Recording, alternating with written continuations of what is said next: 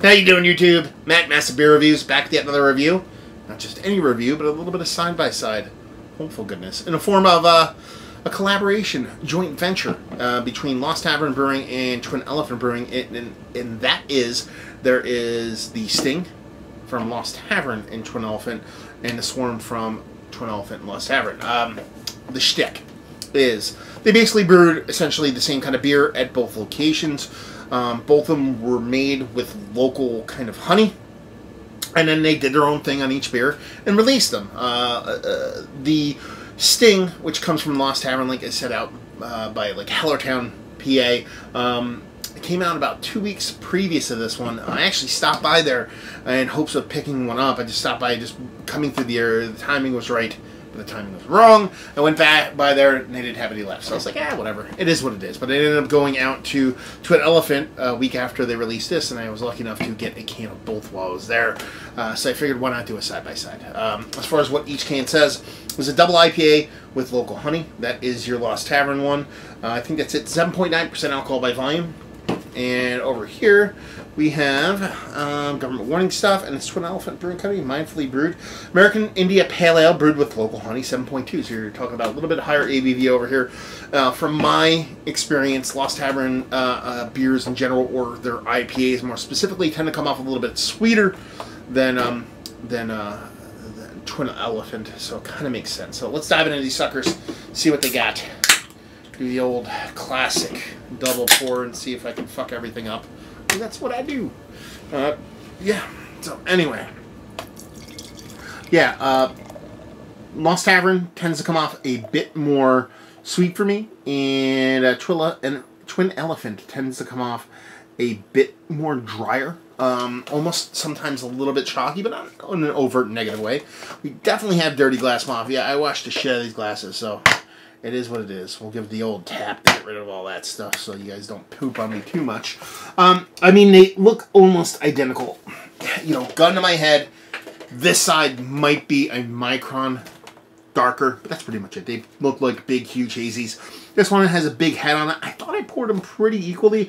Actually, ended up going pretty aggressive with this one towards the end, and still the head didn't pick back up. Even this head looks slightly darker. That might be just how big it is, not letting light through. So they definitely look very similar.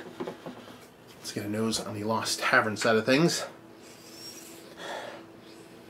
Yeah, I mean, it's more of a floral honey, kind of like a honeysuckle kind of honey thing going on for me. And that's not necessarily to say honey comes through like that in a beer, IPA or otherwise. A lot of times honey tends to come off a bit more buttery. Not necessarily like a diacetyl thing, but a little bit more buttery, especially in the mouthfeel. And it can dry out some beers. So this comes off as more of a floral, hoppy, kind of honey kind of vibe to it. Yeah, she smells nice, soft citrus, orangina floating around there. But quite nice. Not overly sweet, but definitely sweet. And not much as far as bittering goes over here. See what the Twin Elephant has to offer. Yeah, it smells like there's a little bit more bittering on this side. Not that much. They're actually quite similar on the nose. I don't get as much as that floral kind of honeysuckle vibe that I do get on this side. And there is a soft buttery thing coming from there. I don't know if it's that honey or the diacetyl.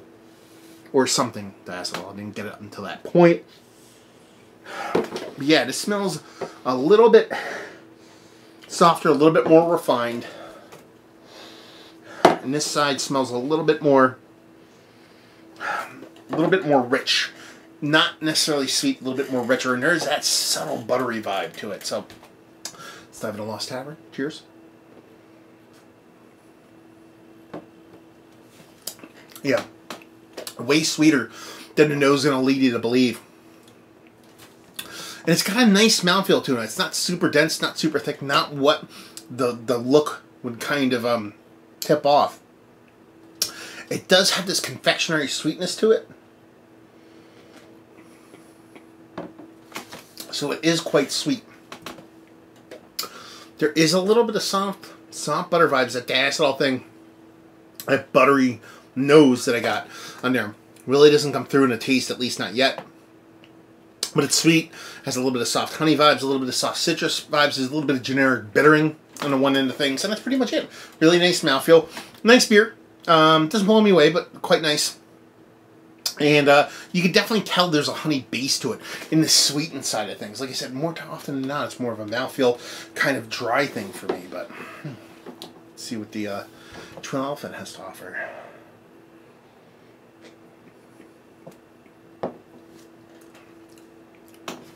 Yeah, this is really a bit more of a balanced version, and that you're still getting that soft honey in there. It's coming off a little bit drier for me. Mouthfeel is just about the same density, although this one has a soft carbonation bump in it. You do get a bit more of a citrus pop from here. I think you're getting that both from a sweetened fruit illusion thing with the whole hops combination with the sweetness, but there is a bittering, rindy portion of the show there. Along with a soft, green, subtle dankness to it. You definitely more bittering over here. I mean, this is almost devoid of all bitterness, especially sitting next to this one over here. And definitely skews more sweet than bitter. They're fun kind of side-by-sides to do of beers that were essentially born of the same recipe. Listen, brewing beer on two different systems is like cooking, or with two different chefs in two different environments. You can have the same chef in the same ingredients in a different kitchen. You're going to come off a little bit different, or you can have like the same ingredients in different chefs. You're going to come off a little bit different. So there's a lot of differences at play here, even though the beers are essentially kind of the same kind of beer. Even the ABVs are different, so obviously they finish differently. But the whole goal here was to make a relatively similar beer and kind of put their own spin on them. And I think both of them landed almost spot on with who the breweries are, because on this side of things, you're having this swarm from Twin Elephant. It does come off a little bit more bittering. It lacks that little bit of soft, chalky density that they tend to lean towards every now and then, but I like that. It's probably, I wouldn't say off-putting for me, but it tends to get a little bit dense. But that's usually in their lower ABV beers, so take that for what it's worth. But you have that little bit of bittering. You have a little bit more reservedness. Again, 7.2%, it's a larger ABV beer for Twin Elephant, but it has a nice balance between that bittering and the sweetness, and comes off as something a bit more kind of refined. Whereas over here on the Lost Tavern side of things, it comes off how I feel their hazies definitely come off a bit more sweet. Now, if you go to the brewery, they have old school IPAs, they have porters, they have all kinds of different things. But as far as their hazy IPAs, and more specifically their canned kind of hazies, they tend to skew a bit sweeter than I particularly like, and it kind of shows on both ends. You know, in the end, I prefer this side, but I don't think it's a matter of this one's markedly better than this one. I think it's a matter of taste, and I think that's pretty much beer as a whole. You know, beer is subjective, so you like what you like. Some people like cucumbers pickled, you know, and it is what it is. But for my taste, this would be the one I prefer. But I think they're not just fun beers in general, but a fun side-by-side to do. And this is kind of the thing that I think gets lost on a lot of people. When people do these kind of beers, breweries do these all the time, take the same beer and kind of mess with them. People drink them separately. It's always fun to kind of sit down and process them individually, or not individually, side-by-side, and see what they both have to offer. Well,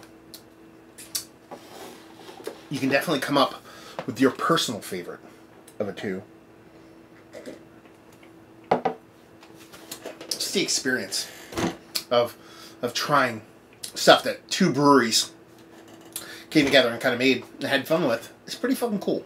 I think it is. But anyway, so we're talking about some more sweetness over here, a bit less bittering, a little bit more slight bump in carbonation, and just in general, a sweeter IPA as a whole. Even it has a touch of bittering to it over here, a bit more balanced. I would say even though the sweetness is still leading the way here, it's very close to how the bittering is coming off. There's a nice soft mouthfeel without that slight bump in carbonation.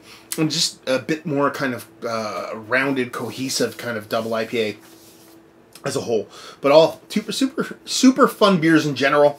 From two breweries I dig. They're kind of almost exactly equal distance apart from me. I think Lost Tavern is, you know, southwest west of me, maybe about 40 minutes, and Twin Elephant is about 45 minutes east of me. So, two breweries I visit quite often. So to actually do the fun side by side is pretty cool, and hopefully you guys get to do much the same. And if you haven't had anything from these guys, definitely stop by.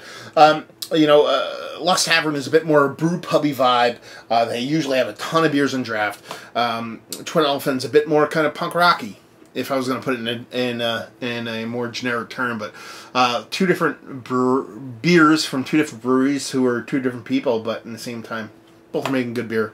I guess that's what beer is all about. So let's talk about it. Are these some of the better double IPAs I've had? I was like, this one's quite nice, worthy of being in the conversation. This is actually up there. It might be one of the best double IPAs or higher ABV hazies, if not the best one I've had from Twin Elephant. They've had carbonation issues in the past with me as far as how their beer's going to come off, especially out of cans. But this one might be the best. Value availability, I don't know. I didn't pay for them. And brewery only. And leave you with, if you like what we like these beers, if you like big, new school, hazy IPA, sure, you're going to get a bit different, a little more sweet over here, a little more balance over here, but they're both equally as fun for breweries doing pretty fun things. So if you like beer from small breweries trying to make fun things, you're not going to lose. There you go. Another review in the books. Hopefully you guys enjoyed it. Down there if you want to talk about it. Massive Beers if you want to check me out doing the social media stuff. Beer Massive. You want to check me out doing the whole podcasting thing. And hopefully you guys enjoyed our review. Hopefully enjoying a nice little honey-based hazy right now. And hopefully see you next time. Cheers.